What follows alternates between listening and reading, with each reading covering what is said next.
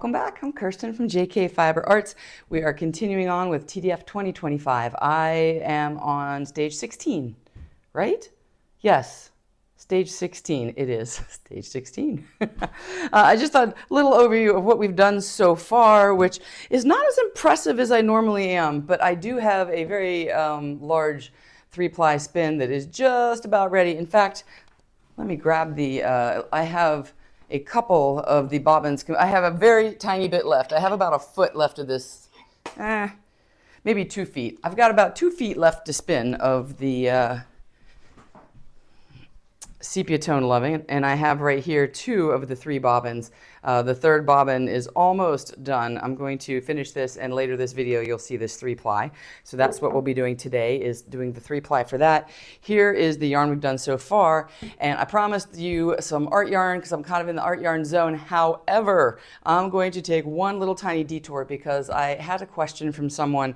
They are, for their Tour de Fleece, spinning from the fold, and they're using my custom blend Petals and Pewter. So I said that I would do the spin from the fold. It was already slated to be in this TDF and to spin from the fold. So we're just going to bump it up a day, and we'll do that first, and then we'll do the thick and thin spinning. So let's get started. Here we have our Petals and Pewter, and this is my first custom milled blend, and this has in it the white is, or the natural is, baby alpaca. There's Shetland, which is the pink in here, and then there's Tussa silk, and this is the bamboo here. It looks lovely. I love this color combo. So this is, and I had this specifically milled so that we would spin from the fold.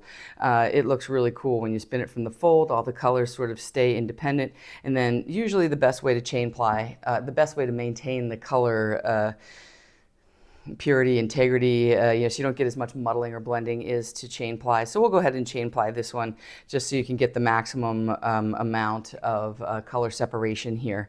It's really, really soft. It's going to have a lovely halo. Shetland has a little bit of a halo. The baby alpaca has the halo. And then, of course, the silk in here is so soft. And the bamboo gives it this beautiful bright pink pop throughout there. So just love it. Let's get started. I'll show you how to spin from the fold. We are ready to 3-ply. So with my 3-ply, I follow this back from the bobbin. Each single is going to go through the between my index and thumb, my long and index, and my ring and long fingers, like that. And I'm going to take this, and we're going to hook it on to my leader, and I'm going to use this auto level winder. We're going to be plying in the S direction, which is counterclockwise. I spun the singles in the Z direction, which is clockwise. So we always want to go the opposite direction when we ply. This is on my second to largest whirl. We'll see how much twist I'm getting. If I think it's too slow, we'll up it to the little bit faster one here. But we're going to start with this one and see how it goes. So right now we're just trying to get this to twist on here, just enough to catch it.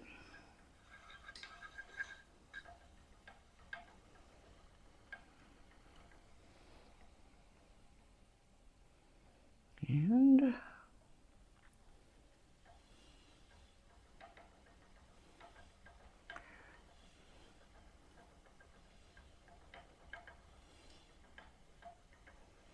take a look here and see how we like this start.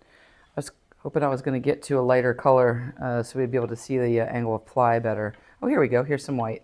All right. Let's see what we think about this so far. Oh, I think it's lovely. I like it. So what I wanted to tell you was we were talking about how Rambouillet is very springy. And if you see how this is going in, you think, oh my goodness, that looks like it's going to be way too tight. Now, when I look at this, as soon as I relax my hand on it, you see how it just plumped right up there? That's why you want to be careful that you don't have too much twist in this. So this one is actually plenty. By the time I get it on here, it'll be wound perfectly. So you want to be aware about putting too much twist in it. And if it's balanced, it'll, if you checked your ply back test and everything was pretty balanced heading in, you should have a lovely consistent ply. And the best way to get your lovely consistent ply is to start with lovely consistent singles. And then when you're plying, you're going to, it's just kind of a rhythm thing. Right now I'm just trying to find what rhythm is going to work best here for what I want to do. And I think it's, I think this is actually working pretty well. I'm going to stop again in a second here and check just to make sure that I like everything that's happening. We'll check our angle of ply, but I like this, the rhythm that I have here. So I'm sort of treadling at a nice, comfortable pace. My draw is actually set pretty good. I actually got lucky right out of the box. Usually there's a little bit of fiddling around to kind of figure out what you want. I just sort of guesstimated everything, and you want to have these fibers as close to parallel as you can. I do not advocate holding all of them together in your hand like this to ply. That is going to set you up for failure, and because it can tangle in the back and you won't notice it, and you'll get possibly some pigtails or something that you don't want.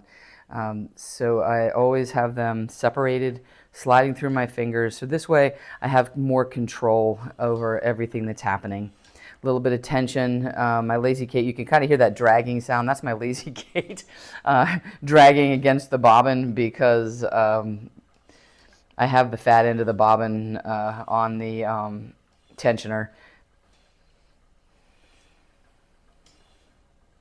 And the way that I stay very consistent with my ply here is my left hand, my elbow is at my hip or at my side, and this arm is staying pretty stationary. If I have a really slippery fiber, this is not a really slippery fiber, but if I have a very slippery fiber, I'll move my whole hand forward. Like if I had like some sort of silk or something, or superwash anything, and it's really slippery, if I try to just move this forward, sometimes what happens is you do this and I can't even make it happen on this one, and you push the twist down and it actually slides and bunches up, and that also is problematic. So if you have something that's slippery, then I would bring my both hands forward like that typically.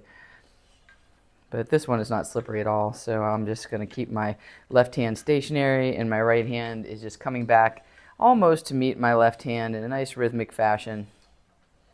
And I'm just going to keep doing this. And that is all there is to three-plying. There's also, if you're doing more than 3-ply, 4-ply, 5-ply, whatever ply you're going to do, you know, the more plies, the rounder your yarn, the more sturdy it's going to be, the more stitch definition you'll have. I use a spice lid, you know, like to a shaky spice, and I put the yarn through those holes, and then I hold the spice lid in my hand, and it works very well. So I will finish this up, and then we'll take a look at our final yarn, and then we'll start spinning from the fold the Petals and Pewter.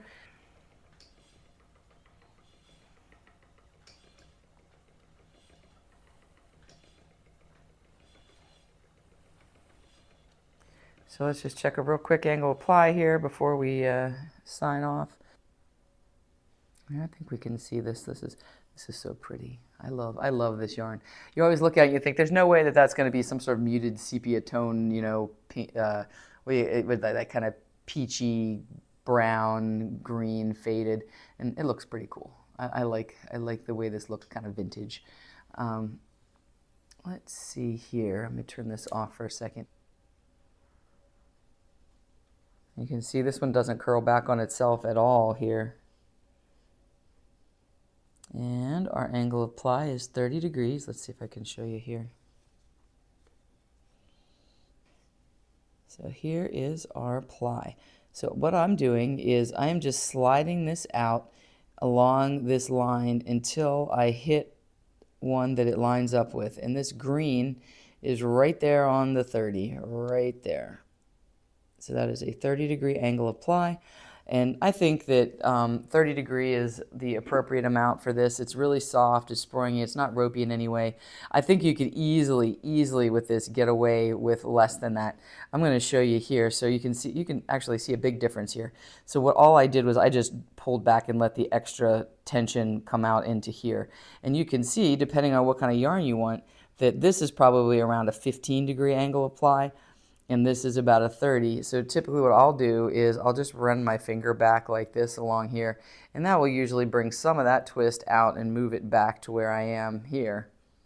And now it'll be more symmetric.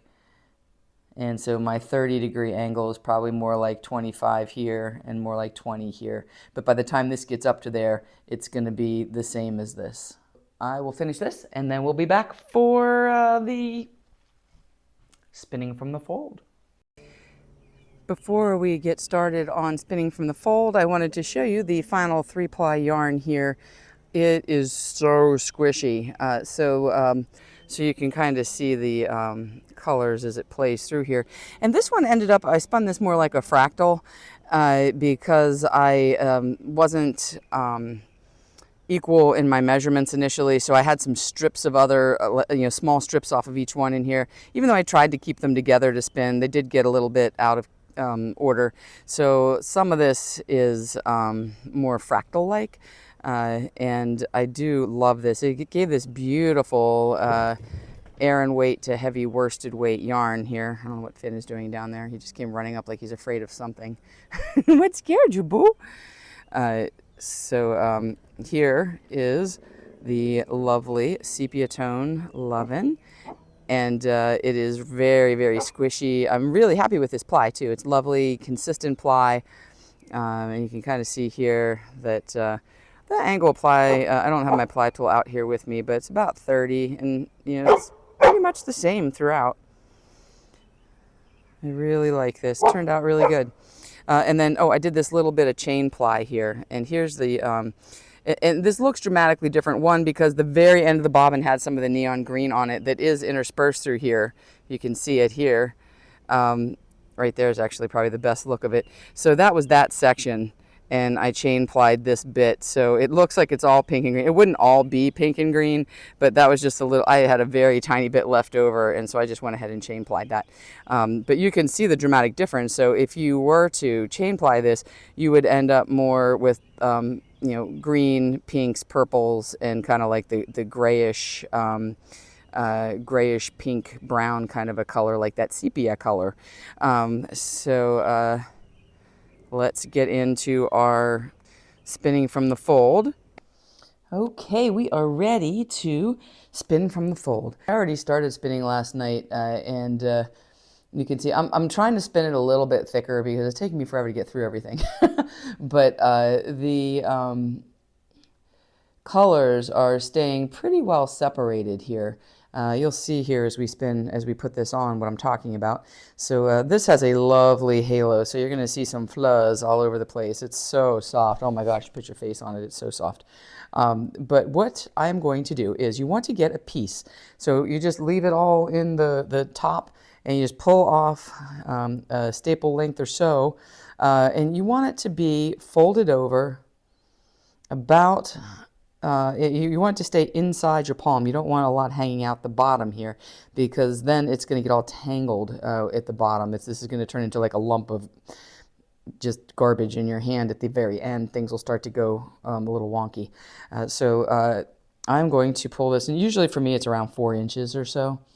So I just pulled off a little, maybe that's a 5-inch piece here, and I'm going to put this around my index finger like so. And the next thing I'm going to do, and if you want to be really meticulous, you can do it the same way every time. I believe that I'm spinning it this way because I'm starting with the white and then the pink. I'm going to do this. And so I have this in my hand here. The key also to this is holding this part down here tight, because if you let go of it, then everything's just going to blend together. So you're holding down here. And, you don't have to have a death grip on it, but don't let it pull out of your hand. And then you're going to tease a little bit out right over that index finger like so.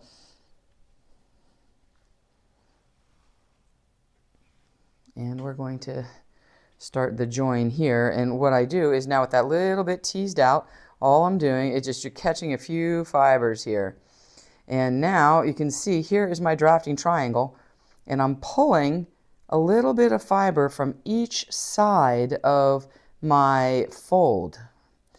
And that will come together and give you your single here. When you spin like this, this is a woolen spin. So this is going to give you a fluffier spin. It's really made for backwards draw, long draw. You know, if I want this, I could spin this so fine. But I'm trying not to. So I'm doing basically kind of a shorter backward draw here. And you can see that as that feeds off the tip of my finger, that it's just moving from one color to the next. And if you watch it go on to the bobbin here, here was the white I just did. I'm going to try to move my hook every time I change color just for a little bit here so we can see how it looks. And when I'm doing this, I'm kind of tilting it well, mostly whatever way I need to just keep catching the fiber here. And now I'm going back into some gray. So if I'm going to do that, we're going to switch again so that it doesn't cover up the pink I just did. Now we're in the gray here, and this really drafts beautifully and easily. Yeah, I'm just giving a little bit of resistance here to draw back against it. I need to be careful because see how nice and thin I got that there? I'm trying not to do that, although it is so easy to do it with long draw. And spinning from the fold and long draw really go well together. Let's see, I can't even tell you what thickness I'm going for here. Let's see what we have. Sorry, my lighting is a little suspect. Right when I turned everything on, there was a flash and the bulb burned out. And it's a really specialty bulb, and I thought I had another one, and I don't, so I'll have to order it. This is looking like a 16, somewhere between a 16 and an 18 here. And let's see what we got on our plyback. So, and there we have our plyback test, and that is a very low degree of ply there. That's probably around 15 degrees. Hopefully you can see that. Put it in front of here maybe. But this is fine for what I want to do with this. You know, this is going to be a soft, lofty, floofy fiber. So now I'm just coming through with this pink and green, pink and gray. There's no green in here. One thing about spinning from the fold, which, like I said, just lends itself to this long draw, is making sure that you have your tension set properly. If your tension isn't set properly, you might have difficulty because you might break your yarn when you draw back. So you need to have enough resistance so that when you draw back, you're not pulling the yarn off the bobbin, right? Because if this was really loose, when I would go to pull back, I wouldn't have any resistance. And sometimes what I'll do is I'll touch here because I don't want to pull out what I have from the bobbin. You can see how lovely that is to spin. And here we have another little ply back here. And again, the angle of ply on this is a little lower than you typically see me do, but I really like this angle of ply.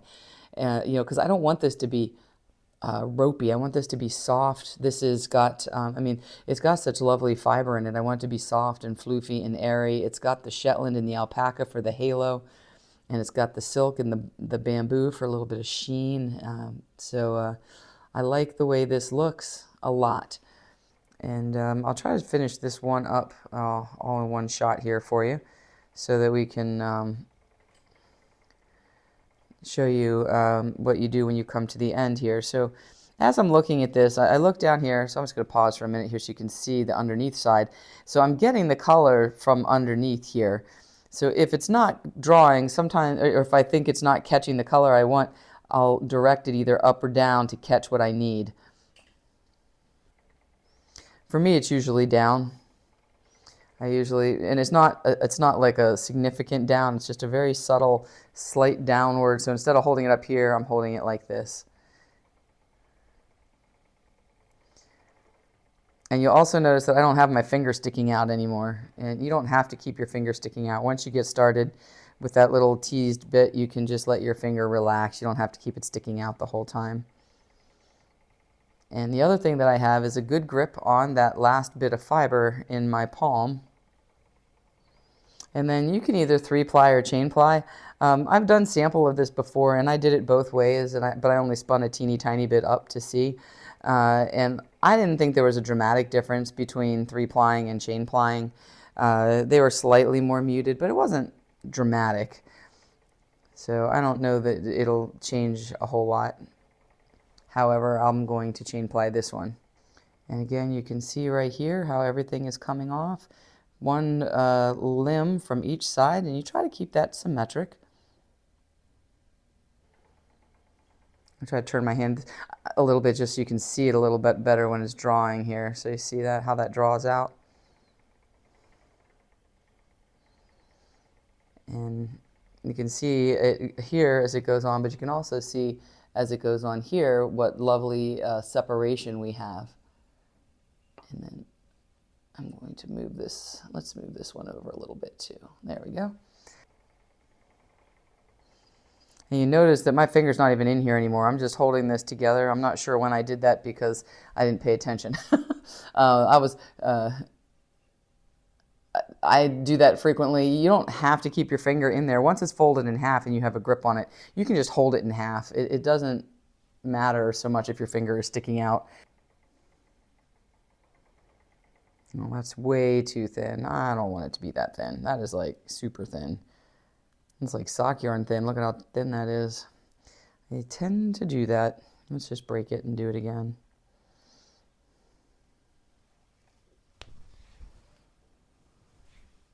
And I always break the end off on here too because you want to let the twist come out so that we can join these fibers together. Okay.